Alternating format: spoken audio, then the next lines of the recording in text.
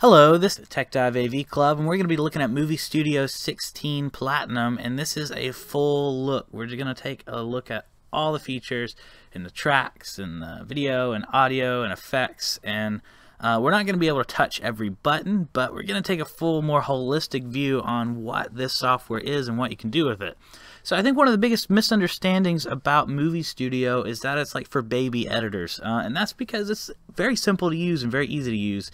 And a lot of times it'll say something like easy creation versus advanced creation, but really even the advanced creation's easier to use than a lot of the other softwares I've used, like Avid and Final Cut and DaVinci Resolve and Premiere even. Actually, Premiere to me is the hardest of them all. But anyway, and I've done a lot of Photoshop too. I'm very familiar with Adobe, but I digress. So Vegas Movie Studios is going to pop up with all these easy buttons. That does not mean it doesn't have the power, a lot of editing power.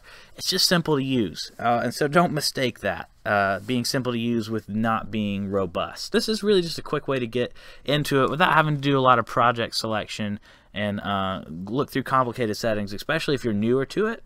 Alright, so here we are in the easy edit mode, and really this is just a place where you can drag and drop items and line them up here, so you can put titles and all sorts of neat stuff, and we can have tutorials for all of these very soon, but today is mostly just an overview on what is available. But what we're gonna do is we're gonna go into power user mode, because that is really, I think it's a place where you can really start working pretty quickly, even if you've never really edited before. But don't be afraid to try the simpler versions. They're simpler setups. Really the only difference is, and I cover this in my changes from 15 to 16 review, is the simple version just has a little more explanation on everything. And you can always have the show me how button up here on both versions, and there's plenty of tutorials online. There's no reason to be scared to get started. So this right here is kind of a quick entry. We're actually going to get rid of that. This is a way to kind of do stuff, but I want to show you how it really works. So this is how you would get started if you're trying to see how it works and not be overwhelmed, but I know how it works. I'm going to show you. So we're going to get rid of this right there.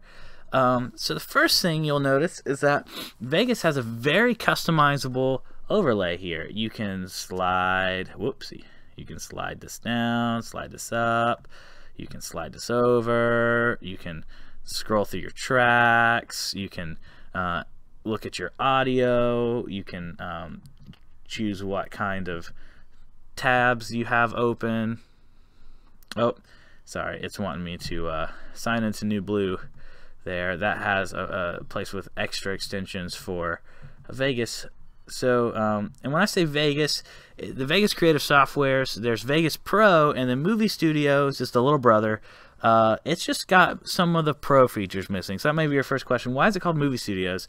Well, they've skinned it a little more for beginners. That doesn't mean that the power is not still there, and it is missing a little bit of the pro features, and I'm going to tell you, you're not going to miss them unless you're an actual professional. So if you've ever had the problem of matching up your $10,000 camera color table with the $8,000 camera your partner used with the same color table, and trying to do a large multicam edit on a 3-hour project, if that's you, you're going to want the pro version, and you're going to know that already because you're a professional.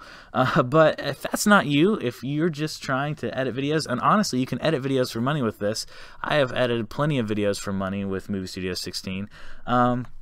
So it's got a lot of power, a whole lot of power. So unless you're really needing the pro features, Movie Studios is really all you need for the most part. So it's going to be a long time before you're going to notice that there's something that Movie Studios doesn't have that you actually need.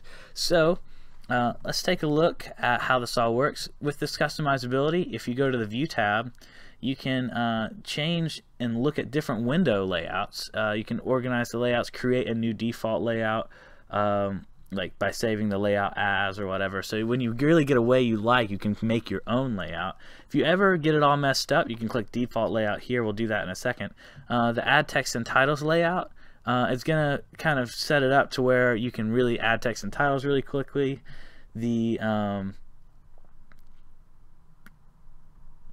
video transitions layout is going to do the same thing for video transitions. Really, this is just a way to kind of quickly transition between the different actions you might be doing, kind of set it up to do it more quickly. And then let's see, graphic elements. Yeah, that's very similar to text. And then we're going to view one more here. Add and arrange media. So that's where you could be dropping in new media into your timeline. And see right here, you can set it up to where you can drop it in throughout here, and it'll organize it on your timeline. What order you want everything to appear in. Just kind of a quick storyboard. Talk more about that in a second. Going back to view, we're going to go to window layouts, and we're going to go to default layout. If you ever mess up, like delete a lot of your window layout, that's all you have to do. I'm going to exit out of that again so we can have a little more space up here. And I want to show you what I'm doing a little bigger. So let's make that a little bigger. So we've got some sample text up here. This is our first slide, but let's say I wanted to add another video. See this text one? They've called that text. Then there's picture-in-picture, video, and audio. Actually, let's look at all these. And music. So with all these different tracks, you would think this is all you can do. You can actually add all the music tracks you can want.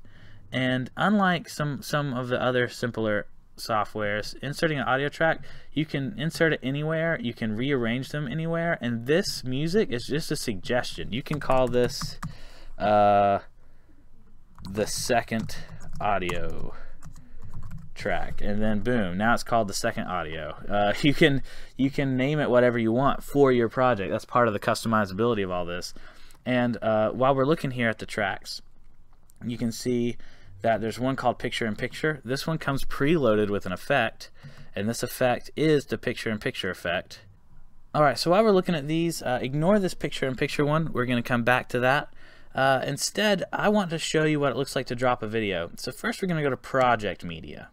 In Project Media, this is where you can find and sort and create bins for your projects. I'm going to open up this file right here. You can just drag and drop from your Explorer and Windows right over. And there's a video. This is our LG phone review, and I'm going to drop it right here in the video track.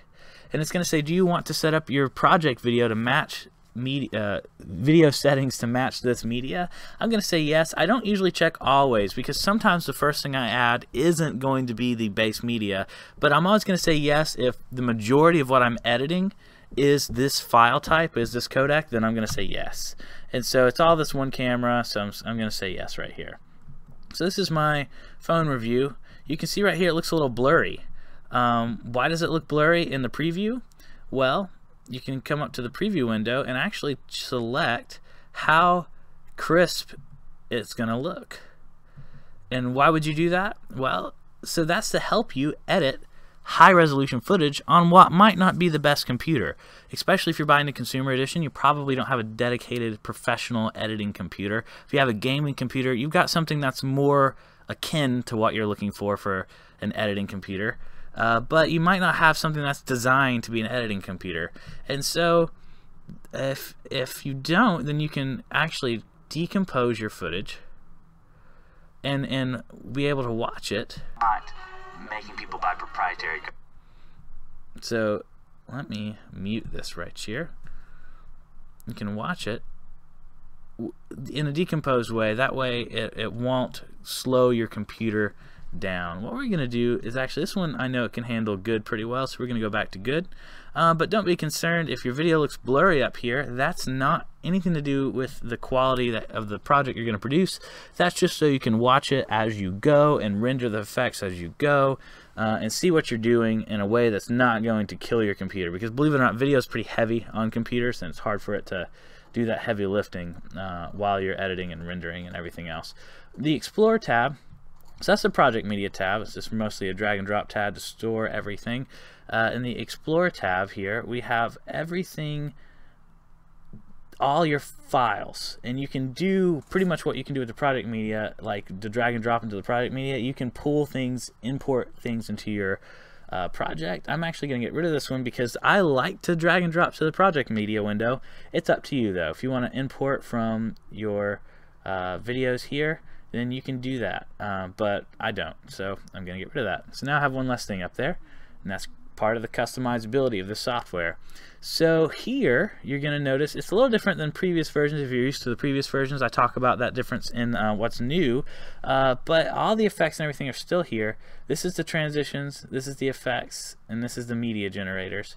In the transitions tab, I want to show you guys how to add transitions, how to add video effects, how to add media generators, and all that. I do individual tutorials for all of these, so this is really just an overview. I just want you to see what this software is capable of more than anything.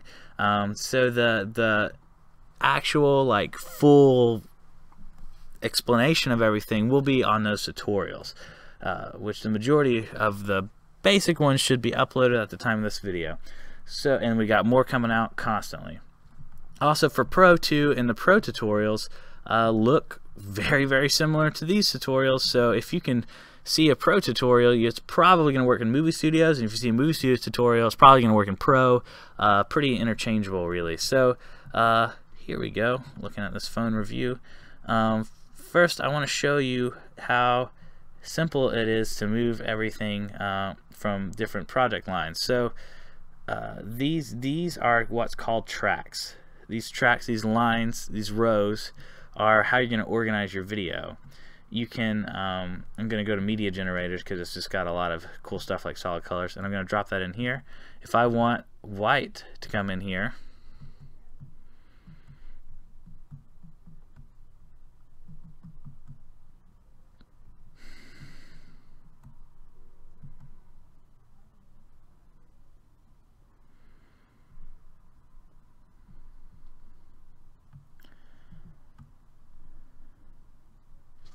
I'm just going to drop that in here. Now, if you drop it in this track is something different. Again, I'm going to get back to that, so I'm going to scroll this back up here. It'll make sense in a second. So, if you drop it here in this track, you're going to see, and again, I've muted the audio. Now it goes to a white screen because this is the top video. So it shows the video that's on top, not the video that's on the bottom. And you can easily add a transition to that with your mouse. You just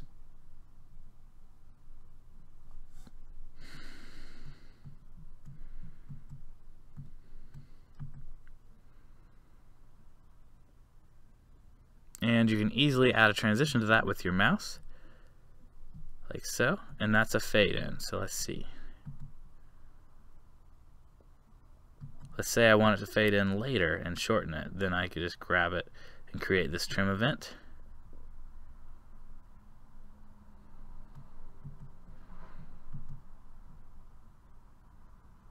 See, that's a nice little fade to white there.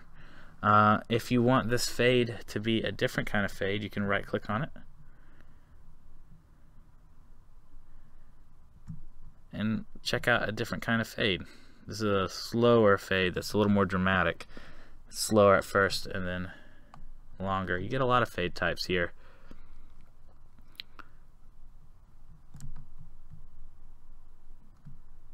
If you want to add a transition, all you have to do is go to the transitions and find something you want, and you can throw it here where you put in a fade. It'll replace that, and then you can watch your transition. Look at that. I added that really simply. You can edit your transition in the pop-up window there. Anytime you want to mess with an effect or your generated media, you can change anything about it through these buttons right here. So when you look at a clip, it's going to have the shrinking and growing tools, it's going to have the fading tool, and it's going to have the opacity tool, which really just makes something see-through. You can see how that works with the fade tool. And then if you click this generated media button, it actually pops into this little window here, and you can slide it out. and you can select the color you want, or any kind of customization that is involved. Transparency, any kind of customization that is involved with your generated media. So like if with text it'll be font type. I'll show you that in just a second. Event pan crop. I'm really zoomed out right now, but that just shows you where your picture is. So let's take a look. You can zoom out like so, put it in the corner, put it in the other corner, you can rotate it, you can even mask it. It's a little hard to move at this point because I've made so many changes. I'm trying to kind of drop it over the phone here. So then right here you can even add keyframes, and keyframes are these cool things where when you add them you created a new like target. And so if I move this anywhere, it will, between this first keyframe and the last keyframe, slowly move to that target. So now if I exit out of here and watch this clip, well, first let's get rid of the transition so you can see what I'm doing. You'll see it slowly move to where I moved it to between the keyframes. And you can imagine a lot of ways that'll be very helpful, much more than moving a block around the screen. So you saw me use the crop tool. Well, that's pretty much what picture-in-picture is. Let's go back to media generation and let's drop another solid color up there. Look, it's pre-cropped. Except this, when you use the picture-in-picture effect, it's a little easier to use than the cropping effect, because when you have this selected, you'll be able to, when you have this track selected and the effect open for the track. So again, just like the clips over here, you can add clips effects to your entire track. So while this only affects this little white box here, any other thing I have on this track would be affected by what I do over here. So I'm going to hit the track effects, and then now if you got something like you're always going to want an overlay over here, or you need it bigger or smaller, this is like a little easier to use crop tool. Like if you wanted to put if you had like a little news show and you're sitting right here and you wanted to put your picture or movie or whatever right there in the corner, that's a very easy way to do that. If you don't want it, all you have to do is hit this remove effect. So this is an add effect. If you want another effect on your track, you can hit remove effect here, and now this picture-in-picture track is the exact same as the text track. In fact, you can add as many video tracks as you want to. I think there's a limit, but I added like 100 and something tracks, and I can't get to a point. Your computer would crash before you needed more video tracks. I'll put it that way. So insert video track, just add as many as you need. So you can really layer some videos, move things around, add effects, transitions, all sorts of neat stuff. We haven't even really gotten into what makes the effects helpful yet though, but we'll get there. So one thing I do want to mention is that with this customizableness, there are buttons you can't see.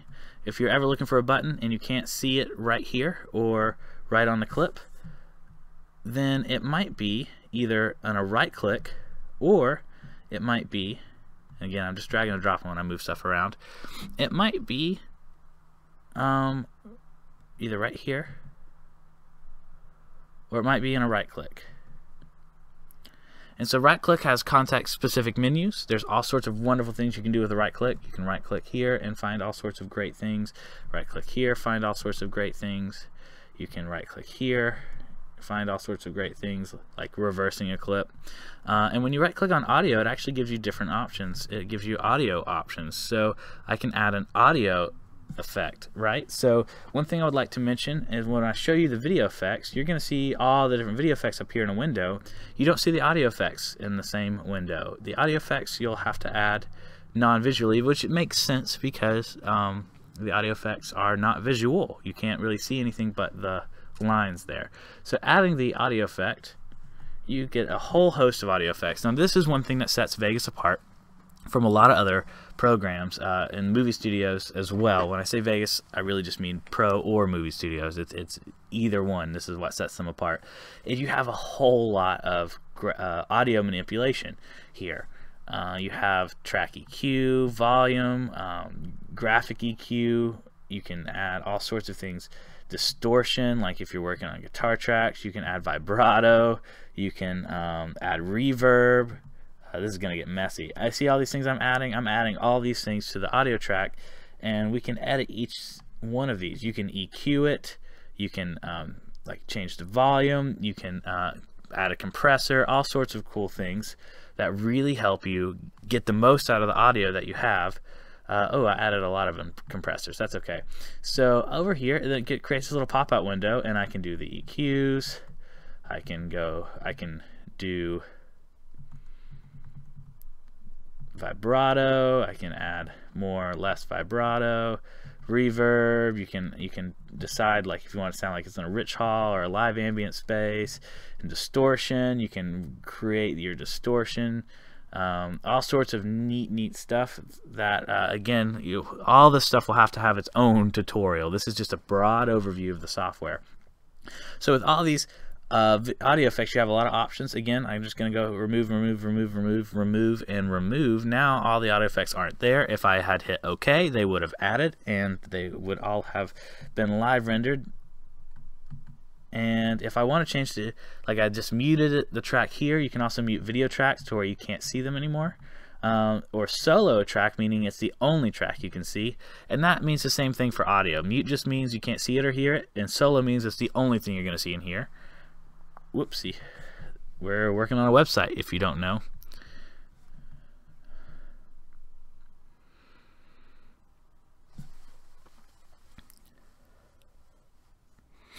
It's the only thing you can see in here. So we're also going to take a look here at, again, here's where there's more buttons. Arm for record is a cool thing. Actually, we're going to do it on this track down here. That's where you can actually record yourself right into the software. So when you hit this button, arm for record, hit OK, then it's going to work with the mic that you currently have, and you can record right onto the software. So it's not recording right now, it's just letting me see the mic levels. I can obviously increase the volume or change whether it moves to the right or the left speaker, because it's in stereo mode right now. This is also capable of 5.1 surround sound. So you'll need to, let's see, hit this microphone button right here. And then there, I'm cleaning off the lens and petting my cat in the video, but you can see that it's recording my voice, and I can get closer to the mic and make it really, really loud. And I'm sorry, it's probably going to be louder. I have to EQ that later for the actual video I'm releasing. I hit pause if I had hit, because I'm trying to rush around here. So if I had stopped the button, then it's going to actually save this as an audio file, a .wav, which is a compressionless audio. I can hit done, and now I have a new piece of audio that I can use, manipulate, whatever I want to do, or delete. If you don't want these this to be armed for recording anymore, you just turn it off, and now it's just a normal audio track. Again, you can change the volume here, whether it's moving to the right speaker or the left speaker here. So many options. And then in all of your audio, you have, I'm going to lower it so it's not so loud, but in all the audio, this is audio from our phone review. It's fogging up, but we're gonna do this because I want this review out. This phone is great. I want you to see right there how it's showing the different EQ levels, and you can make sure that your whole video is coming out. It's not going to sound distorted because it's too loud or be extra quiet. You can see how your music compares in loudness to your voice. All sorts of great handy things. And so let me mute that again, as we're just sliding around. I want to show you really the meat of it. You want to make a cut, just hit S. You want to slide it, just hit slide. You want to fade it, just hit fade. You want to transition it, just slide them together. You want to add a transition, just throw the transition on there. Let's do it. Boom. crazy transition. You want a video effect, just pick the video effect that you want. Very similar to the audio effects, you can add as many as you need.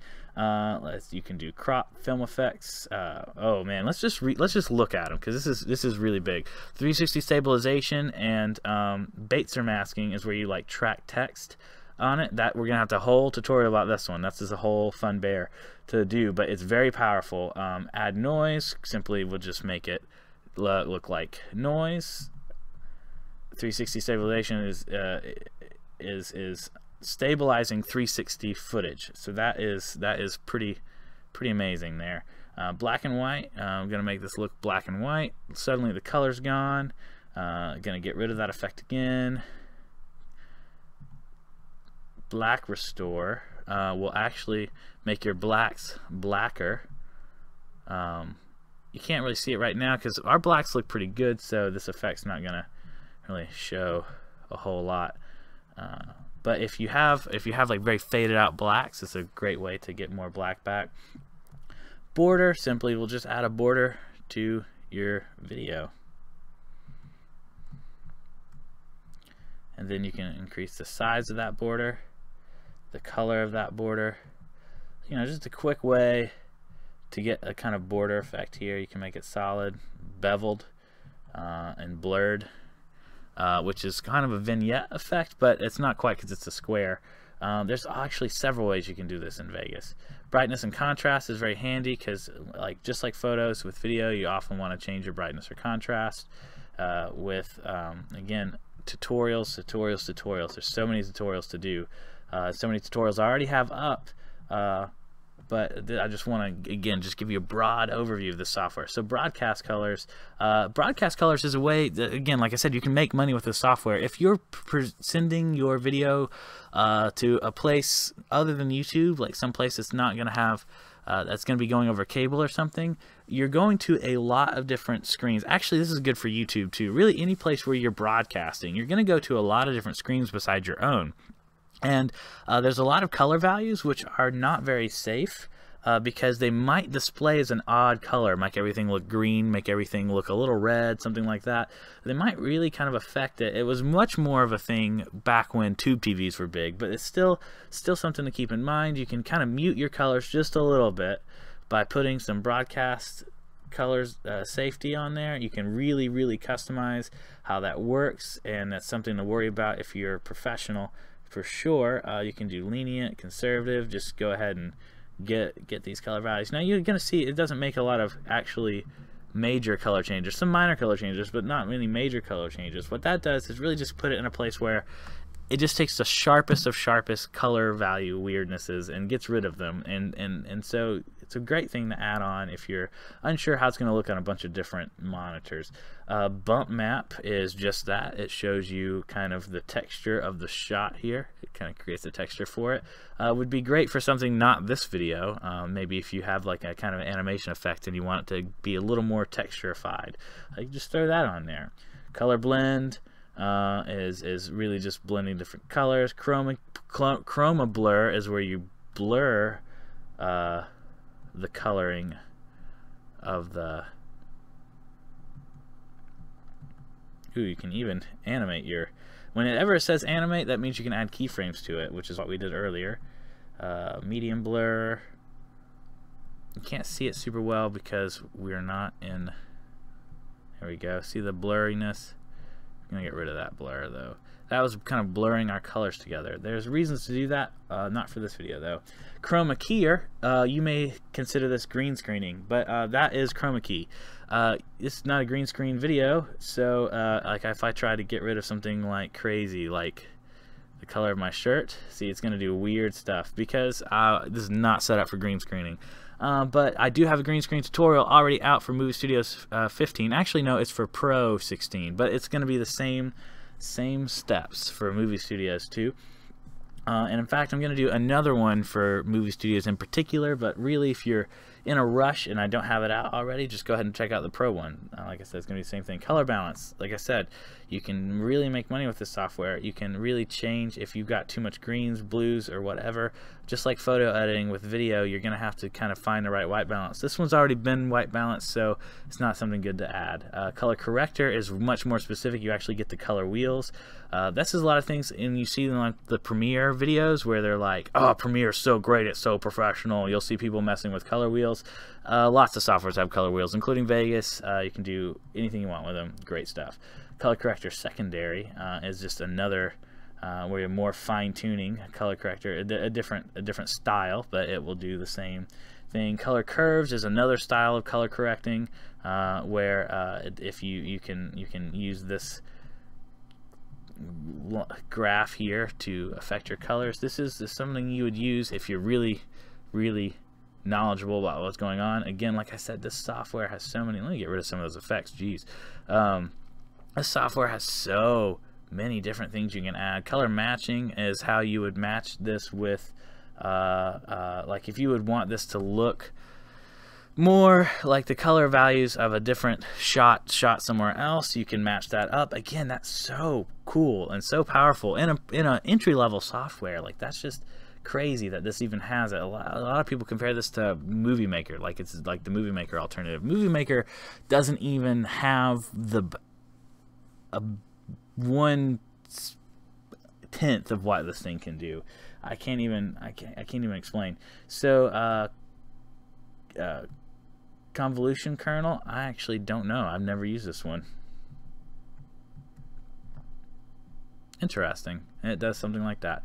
Never used it before. I'm going to get rid of color matching too. Trying not to add too many effects here. Cookie cutter, very cool. And you can do masking. Now, one of the biggest differences between Pro and Movie Studios is masking. If you want to actually individually cut out frame by frame something and like mask it, you can do that in Pro. In Movie Studios, you can't. Now, that's a big job. Probably one of the biggest differences between Pro and Movie Studio. But honestly, for most projects, you're not going to need to do that.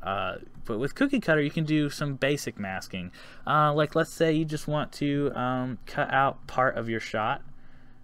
Like, you just need a little diamond here. You can feather the border. You can change where it goes. See, you can I can cut this shot out and leave it in front of another shot. Essentially, let me show you how this works more exactly. Let me go to media generators. I want to go to solid color again because it's so good to show you, and then slide this on top. So now you can see the border I've created. You can feather that border, how that cuts itself in front of the video I'm doing. You can also punch a hole. That's cutting out like a cookie cutter piece of it, but you can do it the opposite way as well. You can cut away section. So exactly. So now I have a little section that's cut out, and I could have a little video playing there or something. All sorts of stylized cool things you could do with that. I'm gonna get rid of that effect though, and then let's keep moving. There's so many effects. Film effects makes it look like you have did I drop that on the right? No, reset to none. There we go. Let's say circa 1908. Boom. Whoa, craziness. Jitters. Let's say you don't like the jitters. Then you can take the jitters off. You can make it flicker. You can lower the amount. You can change the grain and the tint. Convert to grayscale. You can leave it color or not color. Circa 1908 is a big, like, it drops a ton of effects on it. You can just, very old film. See, there's all sorts of ways you can do that. You can customize it though and make it your own effect, which is the same with all these effects. They're all customizable. Film grain gives it that kind of old film grainy look without it quite being as intense as the film effects. Gaussian blur is just a way to blur out some footage. Very cool. If you use this with Cookie Cutter, you can imagine lots and lots of ways this could be helpful. I mean, everything is just so many raw tools. Glow just adds a glow here. So let's find a preset for this. White highlights, intensity. Whoa. Let's lower that intensity a little bit. Glow percent. See, you can kind of change what's glowing. gonna kind of do that a little bit. Suppression, maybe lower the suppression, let it really rip, right? So imagine you're making a video where you want to make something look angelic or like an alien's abducting you or something. You could really do some things with this. Gradient map is let's take a look. This is really where you can change different individual colors. This takes a lot of finessing to get exactly the way you want it, but it's there if you want it. HSL adjust is a type of kind of color correction, like saturation. Like you can really kind of make it more colorful or less colorful with HSL adjust. Invert simply inverts it, which is great. If you have negatives, you can make them positives, and if you have positives, you can make them negatives. So lens flare, ooh, just adds a lens flare. Let's take a look. There we go. There's your lens flare, and you can change where it is, how big it is. You can make it, you can animate it and make, see all these little things, that's animating what changes when. So you can keyframe and animate every single one of these items. We'd be here all day making it work if we wanted to do some crazy effects. Again, that's why I can't sit here and show you how they all go, but you can change. Look at this, you just rotate it. I'm like, I want it to gleam off my glasses here. Boom, I can do that. I can animate that position. I just want to show you, this is the kind of stuff the software can do.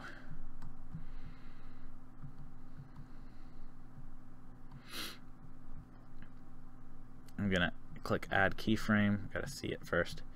Add keyframe there, and then on this keyframe I'm gonna have it move to my other glasses. Ooh.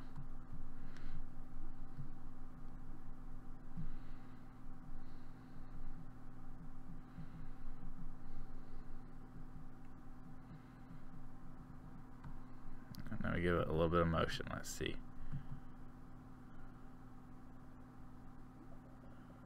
See, it's kind of moving across the screen a little bit. So I was very clumsy with how I did that. I did it over a very long video.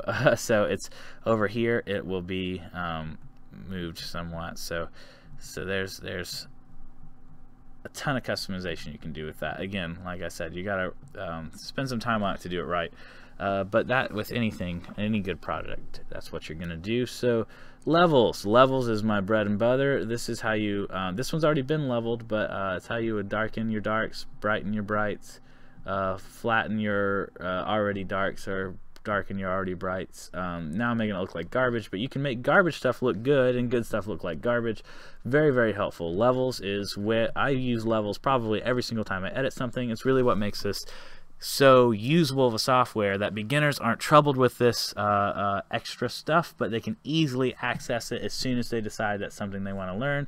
Light rays is a lot like lens flare. This is always a fun one. Again, great for like angelic kind of effects. You can customize it as much as you want. Linear blur is going to be kind of like Gaussian blur, except it's not going to do broad blur. It's going to do like a lining kind of blur. Very cool. Look at that. I kind of made like a little, imagine pairing this with some sort of transition and keyframing. You can really make some very unique looking things. Mask generator. So this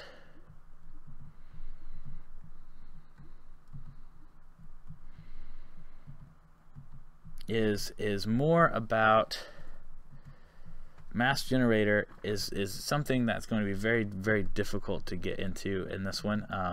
It's how you would do some sort of compositing without a green screen, and like I said, that's actually very advanced. It's not something I've only really done it once or twice. And for example, let's say you have a fire and you put a fire in front of a green screen. Well, a fire's translucent. The green is going to show through the fire.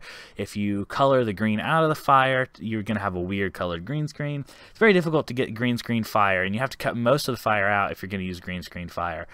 So if you use fire over a black background or a white background, you can actually composite the black or white out with something like this, and you can actually you can pair something like that up with video and child tracks. And so compositing mode, you can do like a multi-mask here, which, let me take that off. Let's go back to source alpha. So that is compositing it with other tracks, but you can expand the track here and to see more of what's going on. And I'm going to make this the compositing child. So now it's the child track to the one above it, and then this is the parent, and you can add an effect here like compositing mode. See, you can kind of, it uses that white and it composites it by trying to show you both, and not quite just like a normal like gradients way, right? Like where I'm just showing you some sort of a slow. Ooh. Part of the confusion is this is all. I need to get this.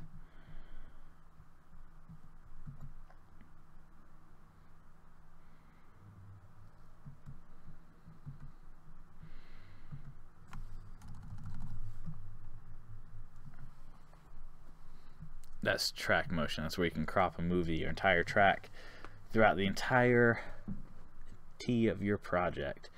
So to be honest, this, I don't use it enough. It's very advanced what you can do, not with track motion, but the compositing, and then you can actually create these really unique composites between your two tracks. I'm going to unparent it though, make compositing. Actually, see, I'm going to make compositing parent. I'm going to make it back to its own track here, but that is definitely something to note, is that you can do track compositing. That's a more advanced feature that I'm actually about to play around with more, so I can give you a better tutorial on it. It's gonna be a really long video. Median.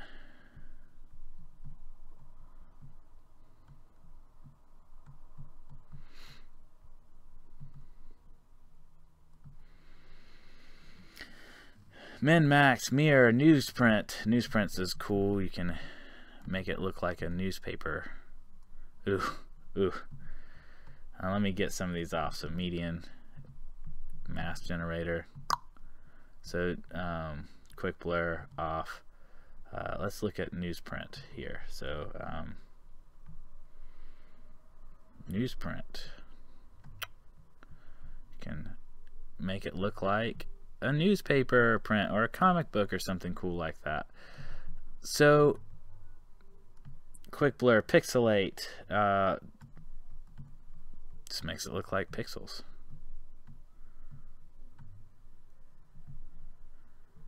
See, you can make it look like it's really pixelated if you're going for that kind of video gamey look. All sorts of neat stuff you can do.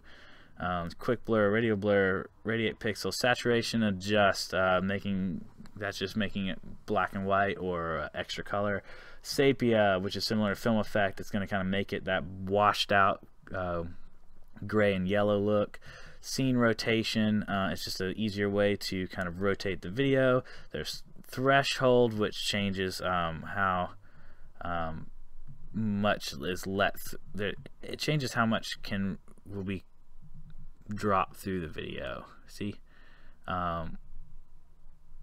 it's a great way to get certain color values out and leave certain in within a certain threshold. So time code simply adds a time code. It shows you where you are in everything, which is great if you're going for the dailies or editing effect or whatever you're doing. If you need to see the time code, you can. Tiny Planet is essentially making it wrap around something like it's a tiny planet. Whoop, giving you that kind of looping crazy effect. Whoa, look at that. You can imagine how you could combine this with some keyframing to do some cool intros and stuff like that. TV Simulator simply makes it look like a TV effect has been added. You can customize that all you want. Unsharpen mask. Let me get rid of the TV Simulator before I show you that. If I simply click on there, remove, unsharpen mask will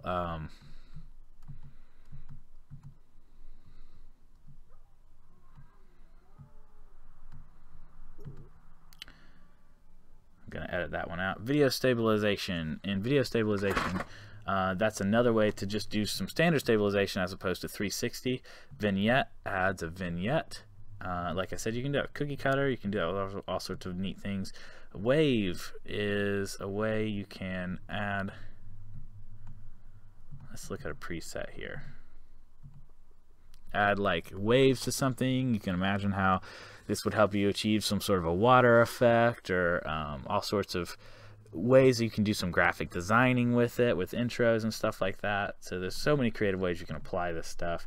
And white balance simply lets you achieve a different white balance. So if this wasn't white balanced correctly, I could add more blue to it, or debrighten it, or brighten it up and add more blues. That would usually correct a lot of that room tone. Now with white balance, this is just a quick white balance. You can select a white color. So if you actually had, the helpfulness of this is if you had a white card, something that was actually white, you could balance to that color. But like that didn't work. I just clicked the stop button. But if you had a white card, like a professional videographer probably would have, then you would just select that white card, and everything would be the same color as that is white for that shot. For where this effect applies, whether it's the whole track or this picture, which is very powerful. But you can also white balance through color correction too. Again, just so much you can do. Now, adding text is very simple. You can add things like checkerboards. So let's look at that. That is just something helpful to help you. It's just a piece of media you can use in whatever way you need to use it. So let's look right here. You can kind of make it a broader checkerboard, like blurred, or you can change the tile dimensions, grid offset. So pretty much this is a great way to create some sort of a grid. Great, see, or ridges. You can imagine there's different uses for this. Split. White versus black. This is a great way to demonstrate like a sharpening, like if you're trying to show colors, how they work with different codecs. You can render it out with the white and black and see kind of how they handle that line right there. That's more advanced though. Fencing, you can make it look like something's behind a fence, right? Like there's all sorts of great uses of these patterns, and you may or may not want to use them, but they're there if you want them. Credit rolls, there's 100 different credit rolls you can do, where it just simply creates a nice little text scroll. It does a lot of that work for you. You can pre-edit all these items. There's all sorts of presets you can choose from.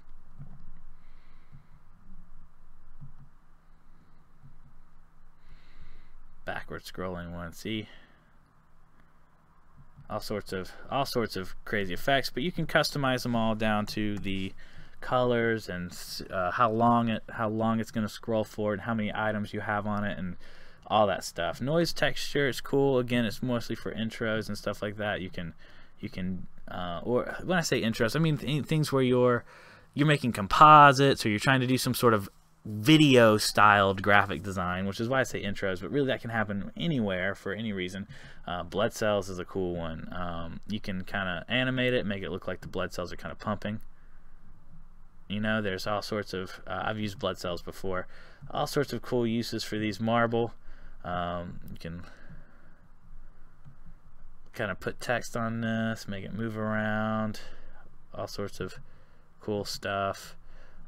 Just so much you can do, and so that's really how all these things work.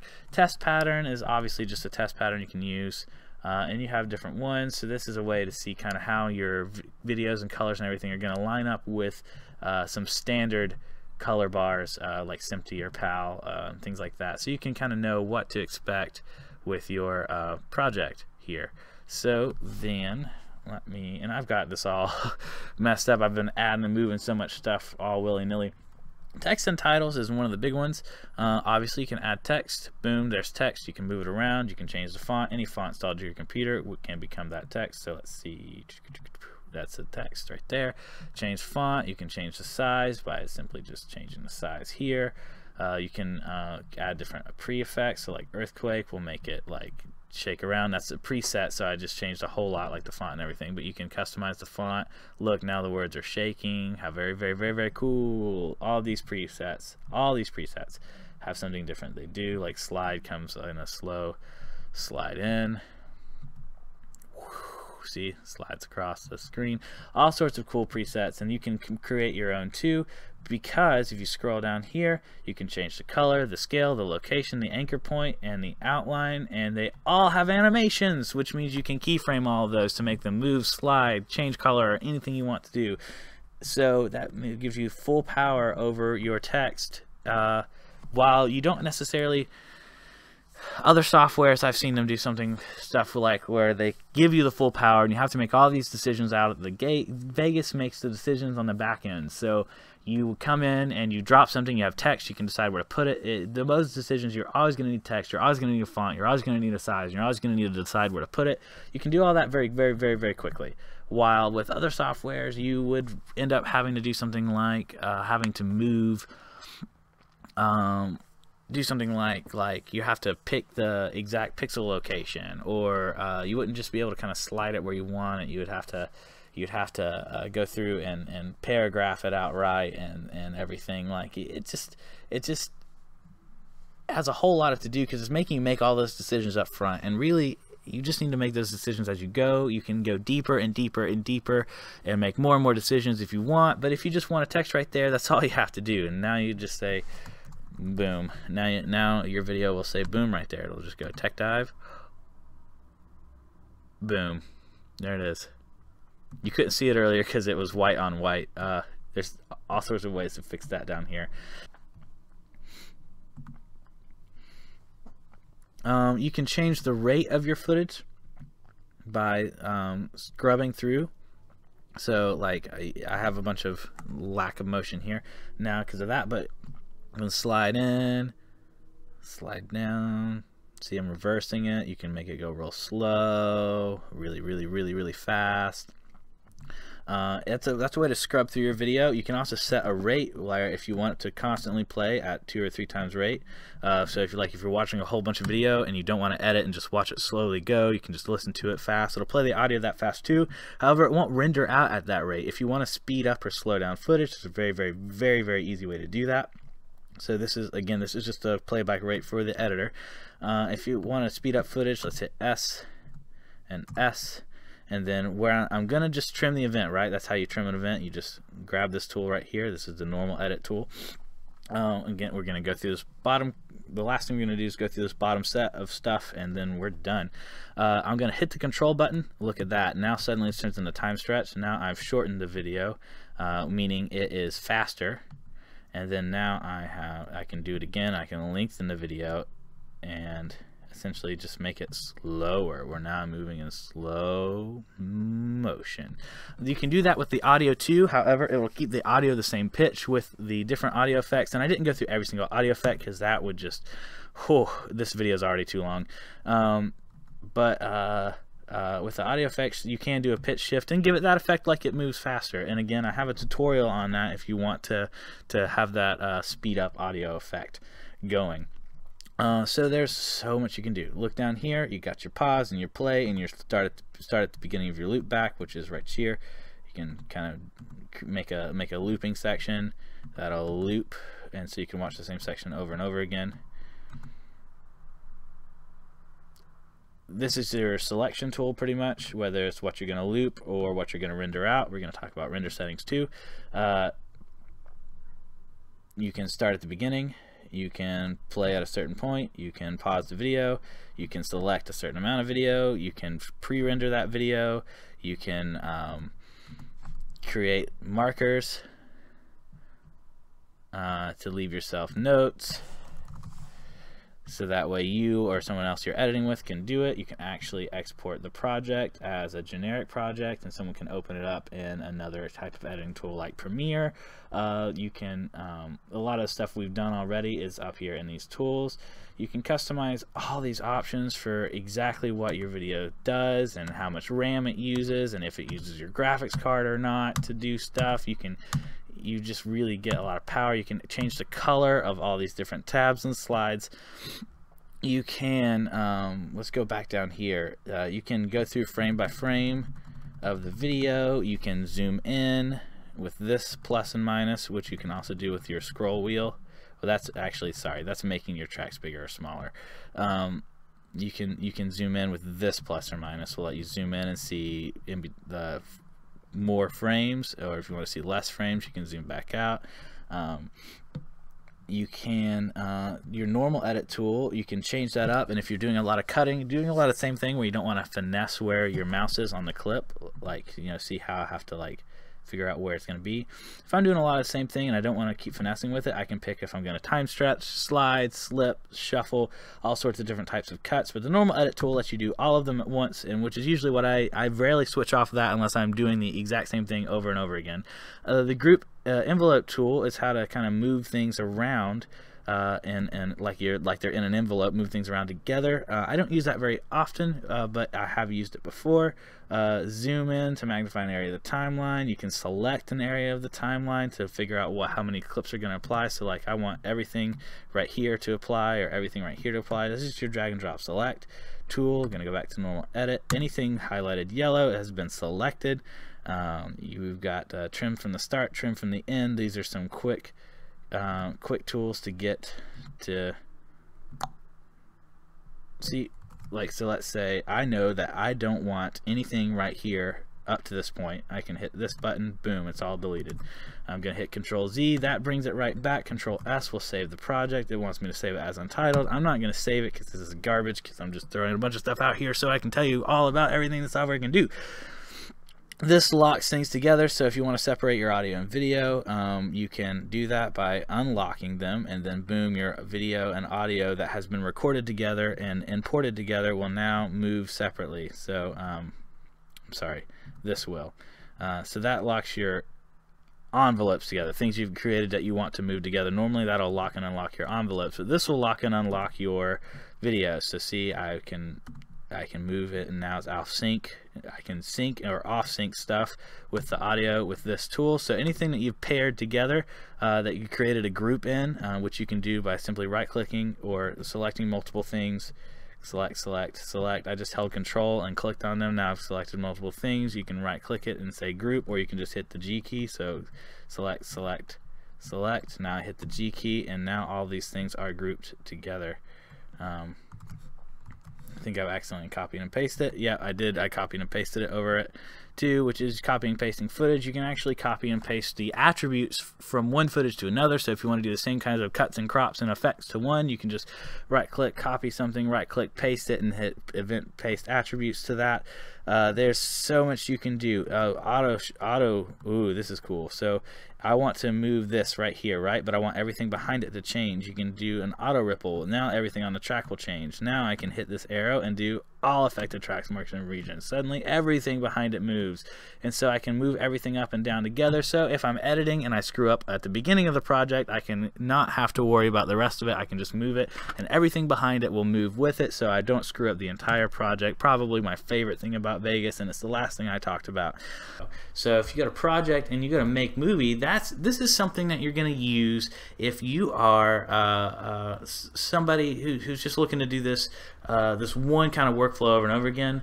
Uploading it to YouTube, we'll upload it directly to YouTube or upload it to Facebook. You can link these with your accounts, and you can actually upload it directly there, and this will render it out in a format that's better for the kinds of videos you're creating. And saving for a DVD or Blu-ray is the same, or save it from my camera portable device. This will help you choose the right codec. And I would say if you don't have any experience in this and you're not really planning on learning some more of the deeper meanings behind the codecs and containers and stuff like that, this is definitely where I would stick to, because this is a way to keep you from messing it up. But for those of you who are experimenting more with the Render As button, here in the Render As, first thing I'm going to do is go to Render Options, and I'm going to Render Loop Region Only. That's very important because it actually really helps you more decidedly get the exact project out that you want.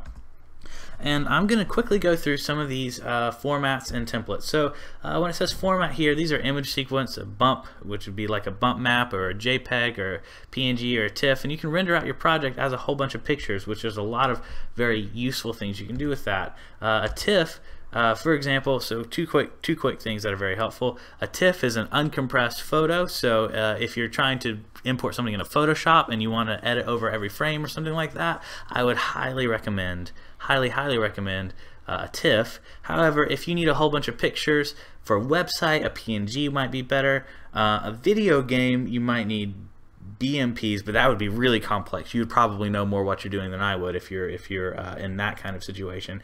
But JPEG is a good compressed version that's going to be true. So if you're just trying to get some pictures of your video and upload them to Facebook or something like that, or do something quick and funny that doesn't really, the fidelity doesn't matter a lot, and you don't want to take up a lot of file space, a JPEG would be just fine. But those are really kind of your main ones you would use right there. And these magic codecs, these are the codecs that are kind of your bread and butter. When it says internet, really what that means is an MP4. So if you look here, now it's called Untitled MP4. These MP4s are different resolutions, so you can see you got 4K, 1080p, 720p, all sorts of. Sorry, I'm on a laptop, it's kind of hard to scroll sometimes. All sorts of different codecs that you could choose from there, and Blu-ray even. And so these codecs are better, the ones that say internet are better for YouTube and things like that, because an MP4 is a streamable format and YouTube won't have to compress it a second time. A good rule for codecs is if you have to compress something multiple times, it's not going to do you well. So you only want to compress it once, and so an MP4 is compressed, but it's a good compression, and you always want to render it out. If you got a 720p video, render it out at 720p. 1080p video, render it out 1080p. Up-resing and down-resing might be good, or it might be bad if you have already compressed it. So if the video comes off your camera already compressed and then you up-res it, you might actually make it look worse instead of looking better. So just try and render it out as a good rule of thumb. If you got a 1080p camera, try and render it out 1080p. If you've shot at 60 frames a second, try and render it out at 60 frames a second. And like I said, I could go into detail about all of these.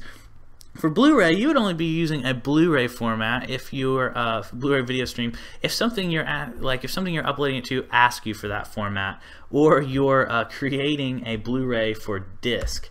And so here are more MP4s that you can use, and these ones, see, they all say Intel QSV. What that means is I have an Intel chip in this laptop here, and I can use this rendering format. So it's the same as these, except some of these are capable of Intel QSV, while so these are AVC, AAC MP4s, but these are HEVC, AAC, MP4. So small difference is the HEV stands for high efficiency video codec. That's a little bit newer than the AVC. AVC is kind of an older high def codec. It was the miracle codec for high def when I actually was in video school. HEVC is kind of the newer version. These are both great versions. Now all of these, again, I'm getting back to the Intel QSV, are capable of rendering out faster through the graphical computations through my i5 and my computer. If you have an NVIDIA card, you can also utilize an codec streaming through, I don't know exactly the word for it, but use your CUDA cores in your NVIDIA card, graphics card, to render out even faster with your graphics card, and that's going to be the fastest way you can do it. Otherwise, you'll just be rendering through your CPU normally, and that's okay. It's okay to do that.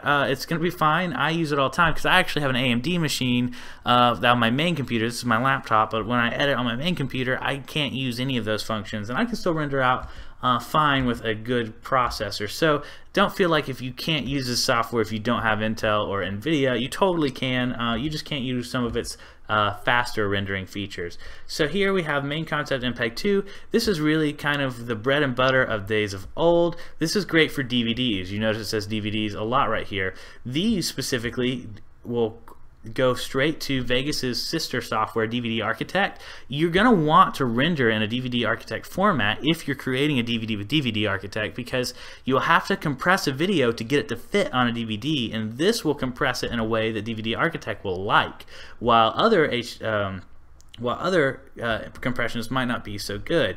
The good thing about the HDV codec for MPEG-2s is, and Blu-rays, these are all will be great for transporting this media. It's not great for the internet, but it is great if you want a compressed local file of something like a DVD does. These are great formats for it. And again, these are the Blu-rays you'll use. So that was streaming Blu-rays, which are different. These are the Blu-rays you would use if you're going to actually upload something with Blu-ray. Now, this Real Media 9 has got a whole bunch of...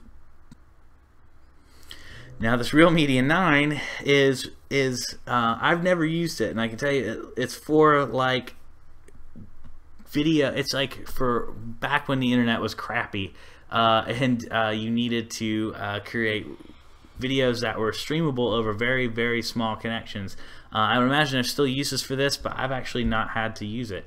Now, when it says Sony, what's cool about the Vegas software line, which includes Movie Studio 16 Platinum, is it used to be Sony's. And so when Magic bought this thing, they essentially bought this render engine, which means that if you have a Sony camera, you're in luck, because it's actually got a lot of Sony specific stuff. It's got more than just Sony, so don't feel like you can't use it with unless you have Sony.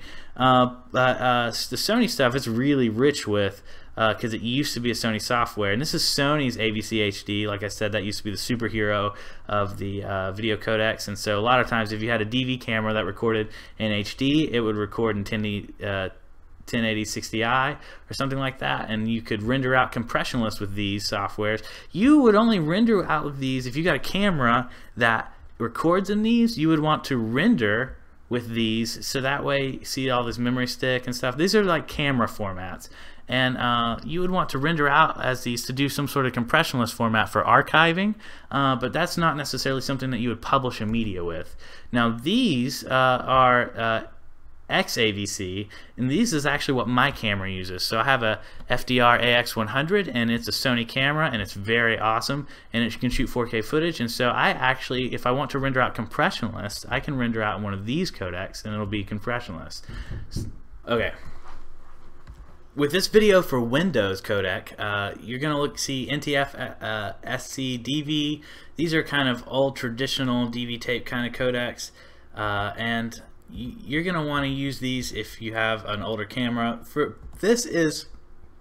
But these right here are also NTSC is something that you can use if you're in Japan or America. Here we use that format, but if you're in Europe, you're going to be using the PAL format, and that's how everything's just accepted. These are broadcast formats, and if you're creating a broadcast for like cable TV or something, and you're in Europe, you're going to need PAL, but you're going to need NTSC if you're in America, and that's where those numbers come from right there, and that's where those letters come from right there.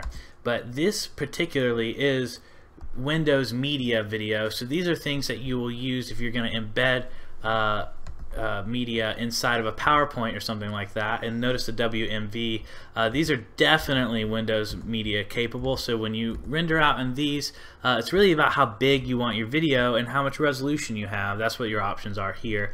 And then XDCam is really great. XDCam is a very popular camera style, and it has some really high-res footage. I've had the opportunity to work with an HD cam for a while, and it was some beautiful stuff.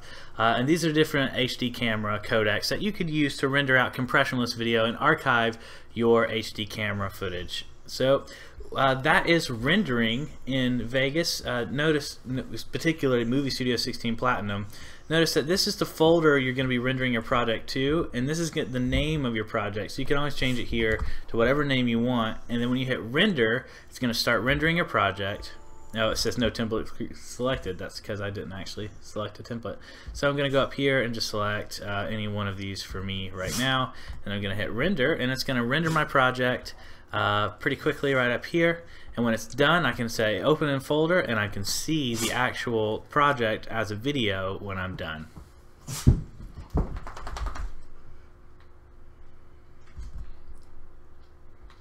There we are. That's it, with no sound, just a white canvas.